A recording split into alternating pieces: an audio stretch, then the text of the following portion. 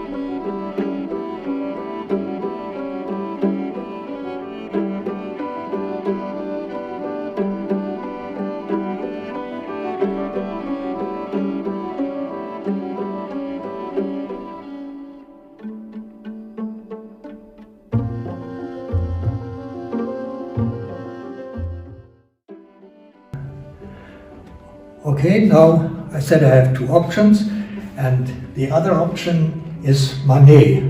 If you turn around maybe quickly, there were the sketches of Manet, which I did like 40 years ago. And now I'm looking at Manet again, and I try to understand this painting. Now I think what Manet is doing is painting the activity of painting. How does he do this? If you look here at one example, Vermeer, he is having himself painting in the painting. which means then that the actual painter is double in front of the painting. He even has a curtain there to show that there's space here. Or you can do it like Velázquez, the favorite painter of Manet. There, Velázquez himself is in the painting looking out, engaging the viewer. Or you can do it like Courbet.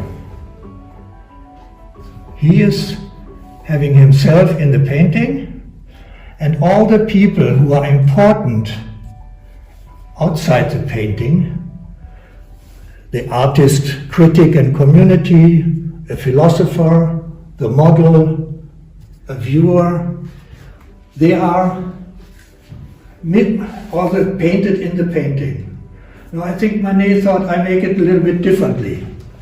He looked at all the kind of people who are in the painting and who communicate with their gaze, the way they look, looking outside the painting, to other people in the painting, to some kind of authority outside the painting, like a philosopher or critics. And we have people in the painting who look kind of from the back to any group there is.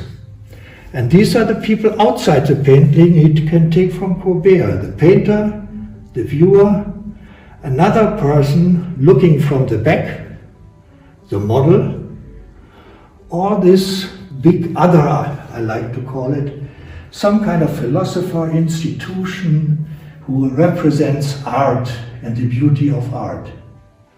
Now, if these are the people, then we can go over to the analysis of the luncheon in the glass.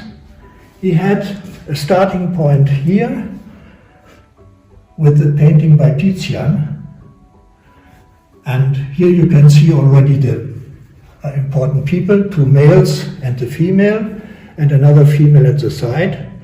I kind of changed them around so that you have the female now here and the two guys there and the other female in the back. And then you have already the basic composition of Luncheon in the Grass. That was his starting point.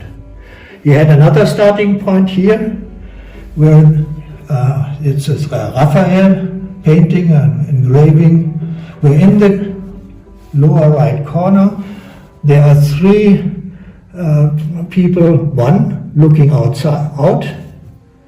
one looking to the group, and one, this is very interesting, looking up here to Jupiter. Jupiter is the authority who has the final judgment on what Paris is doing here. Paris is judging the beauty of Venus. So actually, this third guy is looking to the authority of beauty, judgment on beauty. So that's the theme he has. And so he goes on and takes the composition from here and imagines all the people around him in the atelier and makes a painting and try to communicate, like in an installation, with the painting, with all the people outside. And I think one idea he got in doing that was, if you look up here, the puppet theater or the marionette theater. He was working with his friend Durante on posters for puppet theater or marionette theater. So what he is doing, if you go down here again, is actually kind of taking all the pieces and hanging them in a space. And for Manet, this is a social space, a space which is created by the way people looking at each other. And this I try to summarize then in what I think is Manet's basic theme or scheme on how to paint, well, not only the luncheon on the grass. But you can also apply this to other paintings of Manet.